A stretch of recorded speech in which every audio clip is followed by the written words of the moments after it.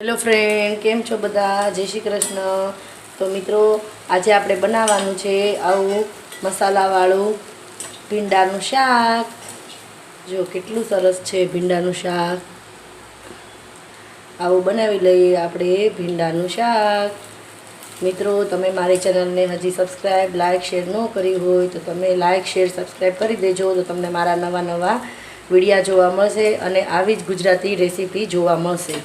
तो चलो આપણે બનાવી લઈએ આવું ભીંડાનું શાક મસાલાવાળું। તો આપણે બનાવીશું ભીંડાનું શાક। મેં આ 100 ગ્રામ ભીંડો લઈ લીધો છે, એને નાના ટુકડામાં આવી રીતે ગોળ ગોળ કટ કરી લીધો છે, લાંબો ને રાઉન્ડ શેપમાં। તો મિત્રો, હવે આપણે ભીંડાનું શાક વઘારીએ અને એના મસાલા જોઈ લઈએ। તો આપણે મસાલા કરી લઈશું। મેં આમાં 2 થી 3 મુઠ્ઠી જેટલા ગાંઠિયા લીધા છે, 1 મુઠ્ઠી જેટલી સીંગ નાખવાની છે આમાં, અને 7 થી 10 જેટલી કળી લસણની છે અને 2 લીલા મરચાં છે એ નાખી દઈશું આમાં। હવે આમાં આપણે થોડું સ્વાદ અનુસાર મીઠું નાખીશું। અડધી ચમચી આપણે હળદર નાખવાની છે, અડધી ચમચી લાલ મરચું પાવડર નાખી દઈશું। હવે આ બધું આપણે મિક્સરમાં ગ્રાઇન્ડ કરી લેવાનું છે। જો આ આપણો મસાલો છે તૈયાર થઈ ગયો છે। હવે આપણે ભીંડાને વઘારી લઈએ। આમાં 3 થી 4 ટેબલસ્પૂન તેલ નાખવાનું છે, કેમ કે ભીંડો છે એમાં તેલ થોડુંક જોઈએ છે, નહીં તો આપણો ભીંડો કોરો લાગે છે। તેલ ગરમ થઈ ગયું છે, આપણે હવે ભીંડાને વઘારી લઈએ।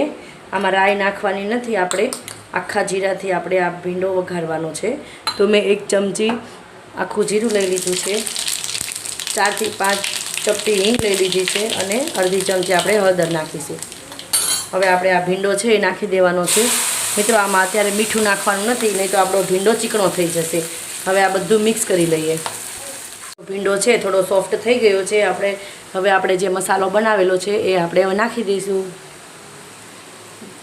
મિત્રો, આ ગાંઠિયાનો મસાલો છે એટલે તો ચણાના લોટનો ભાગ આવે છે, એટલે આ આપણો ભીંડાનું શાક દાજી જતું હોય છે ઘણાને સ્ટીલના વાસણમાં, એટલે આપણે આ નીચે આને લોઢી મૂકી દઈશું। આપણે તમારું નોનસ્ટિકનું બાઉલ હોય તો વાંધો નથી, પણ તમારે સ્ટીલનું વાસણ હોય તો તમારે નીચે જે ચણાનો લોટ છે એ દાજી જાય છે તો ખાવાની મજા નથી આવતી।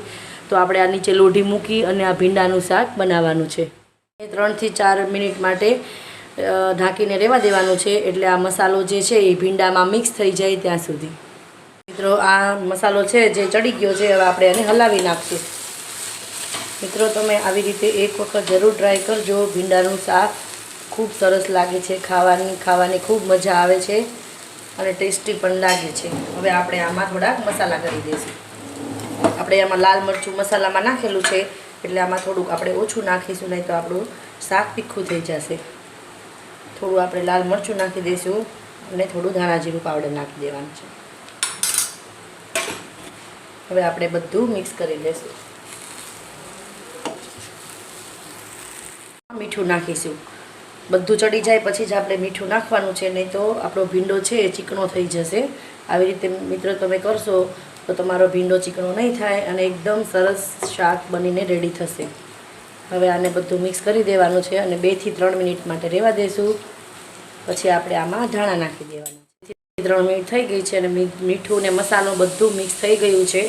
હવે આપણે આમાં ધાણા નાખી અને ડીશમાં કાઢી લેવાનું છે અને સર્વ કરી લેશું। શાક ટિફિનમાં પણ ખૂબ સરસ લાગે છે, ખાવાની મજા આવે છે અને બાળકોને પણ ખૂબ મજા આવે છે ખાવાની।